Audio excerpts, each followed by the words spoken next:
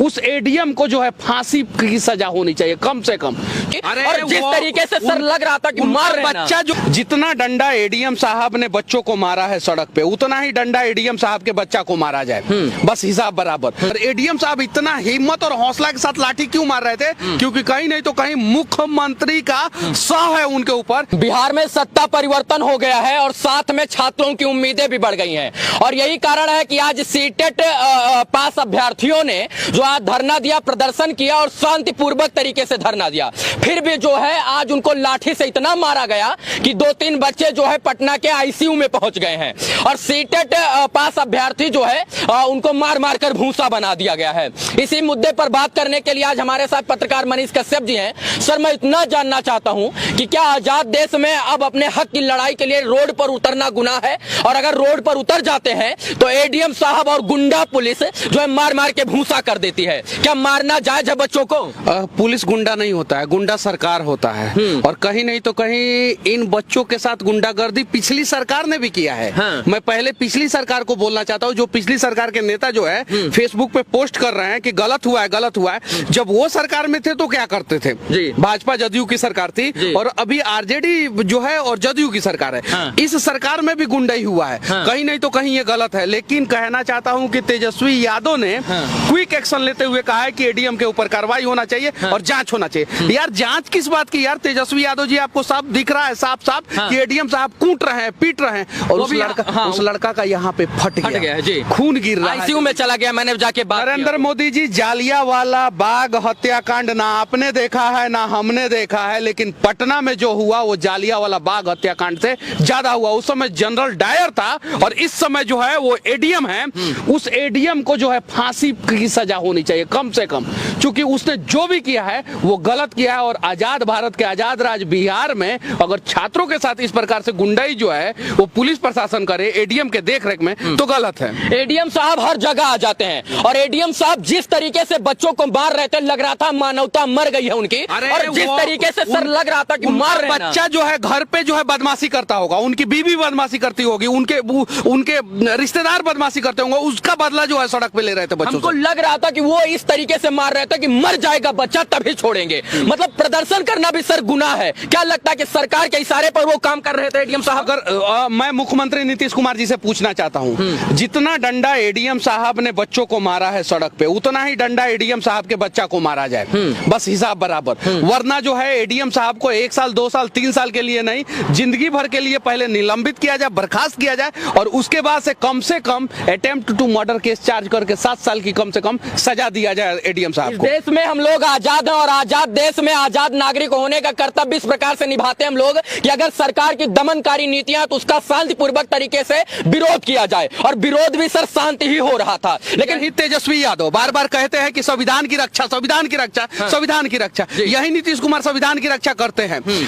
BJP के साथ थे तो और अभी जो है अलग हो गए हैं तो संविधान का धजिया यही लोग उड़ा रहे हैं। एनडीए के साथ गठबंधन तो इनका तो यही तेजस्वी जी सबसे पहले आते और सबसे पहले झंडा लेके बैठते हम छात्रों के साथ हैं, लेकिन छात्रों के पक्ष में एक भी ट्वीट उनका नहीं आता तो दुर्भाग्य ना सर। बीजेपी वाले भी तो सोए हुए हैं, भाजपा वाले, भारतीय जनता पार्टी वाले, उनके नेताओं से मिला जाता है तो बोलते हैं कि हम दुनिया के नहीं ब्रह्मांड के सबसे बड़ी पार्टी है। हाँ। तो ब्रह्मांड के सबसे बड़ी पार्टी है तो छात्रों के साथ आप लोग लाठी क्यों नहीं खा रहे? यहाँ पे एक नेता है 130-40 केजी वजन होगा, पप्पू यादव, सिर्फ जहां भी जब भी कुछ भी होता है तो सबसे पहले वहीं पहुंचते हैं। उसके अलावा किसी को कोई मतलब नहीं है।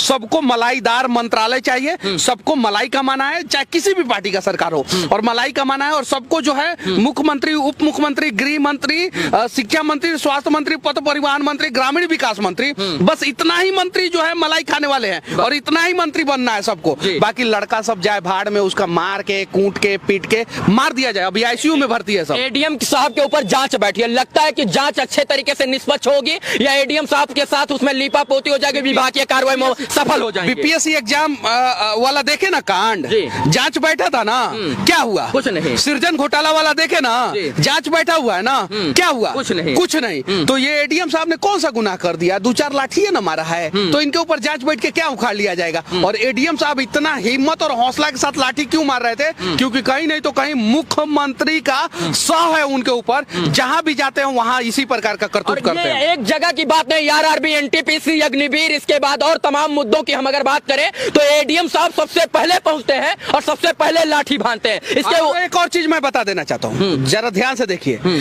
इस मुद्दा पे लड़का सब कहीं भी तोड़फोड़ नहीं किया, बिल्कुल नहीं किया, और एडीएम साहब लाठी भाजना शुरू किए। अग्निवीर योजना में लड़का सब तोड़फोड़ कर रहा था। एडीएम साहब कहां मर गए थे उस समय, क्यों नहीं आए? ये एडीएम साहब चाहते थे कि अग्निवीर योजना के तहत जो है लड़का सब तोड़फोड़ करे, लड़का सब जलाए, और जलाया सब इनके आंखों के सामने। ये किसी को एक शब्द नहीं बोले, उपद्रवी सब था उसको नहीं बोले। और यहाँ पे तो शांतिपूर्वक प्रदर्शन, कौन से जाति का लड़का नहीं था? यादव, कोयरी, कुर्मी, कुशवाहा, पासवान, पंडित जी, भूमिहार, राजपूत, सभी कास्ट के, SC ST OBC, OBC 2, BC 2 जो भी होता है, ओपन जो भी, हर कास्ट के बच्चे जो है आज मार खाए हैं। कहीं नहीं तो कहीं ये गलत है। धरती पे सिर्फ दो ही जाति होता है, एक गरीब और एक अमीर। गरीब जो है वो पिटाता है और अमीर जो है पीटता है, और वही काम एडीएम साहब ने किया है। इस देश में अगर आपको अपना भविष्य उज्जवल करना है ना सर, तो जो है रात रेलवे ट्रैक पर और पुलिस के लाठी डंडे खाकर सड़कों पर काली करनी पड़ेगी। और यही इस देश का दुर्भाग्य है कि जो शिक्षित युवा है आज वो पढ़ लिख कर पकौड़ा, चाय और चटपटा बेच रहे हैं, गोलगप्पा बेच रहे हैं और वो रिक्शा चला रहे हैं, और जो अनपढ़ लोग हैं वो सत्ता चला रहे हैं। तो देश का दुर्भाग्य यही है। और इसी नरेंद्र मोदी जी चाय बेचे थे, हर बात पे ट्वीट करते हैं। गुजरात में अगर इस प्रकार का घटना हुआ था तो अभी तक आंखों का आंसू जो है ना उनका जो नर्मदा नदी बन गया रहता, चूंकि उनके यहाँ नर्मदा नदी है। अभी क्यों नहीं ट्वीट कर रहे हैं नरेंद्र मोदी जी? अभी बिहार का बड़ा बड़ा नेता जो केंद्र सरकार में है वो लोग क्यों नहीं कुछ बोल रहा है? कुछ नहीं बोल रहा है। नित्यानंद राय वहां से फ्लाइट पकड़े और पटना है और बच्चों के लिए आवाज उठाए, हम मुख्यमंत्री बनेंगे। यादव के नाम पे नित्यानंद राय जो है अपने आप को मुख्यमंत्री कैंडिडेट घोषित कर दिए थे यार। बीजेपी का नेता सब बताता है कि कर दिए थे।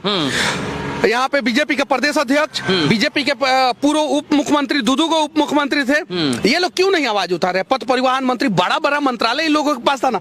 सड़क पे सभी नेता उतरे बिल्कुल और अब आवाज उठाए और एडीएम के ऊपर जो है कार्रवाई हो, लेकिन ये लोग आवाज नहीं उठाएंगे। ये लोग कि अब अपने हक के लिए ऐसे ही प्रदर्शन करना पड़ेगा, यानी पढ़ लिख कर अगर आप नौकरी करने की इच्छा रखते हैं तो इसी तरीके से आप लाठी खाइएगा। इसके लिए बिहार के लोग दोषी हैं, खुद दोषी हैं। आज दूसरे किसी का बेटा मार खाया है तो वो ताली बजा रहे हैं। मैंने देखा उन लोगों का, मतलब पूरा पीठ फाड़ दिया गया है, किसी का आंख पे मारा गया है, आंख टूटा हुआ है, किसी का यहाँ पे कटा है, किसी का यहाँ पे, किसी का सर फटा है, किसी का पैर फटा है। मतलब कि कहीं नहीं तो कहीं ये गलत है। बिहार के सभी लोग अगर एक साथ सिर्फ एक दिन 24 आवर जितने भी लोग सोशल मीडिया इस्तेमाल करते हैं, फेसबुक इस्तेमाल करते हैं, घर से मत निकलिए, सिर्फ boycott government, boycott Bihar government, boycott Bihar government सिर्फ लिख दे, सिर्फ एक एक पोस्ट कर देना तो बिहार सरकार हिल जाएगा। और अगली बार किसी के ऊपर लाठीचार्ज करने से पहले 10 बार सोचिएगा। बेचारा सबसे ज्यादा मार खाता है सब बिहार में शिक्षक अभ्यर्थी, सबसे ज्यादा। आप उठा के देख लीजिए, सबसे ज्यादा।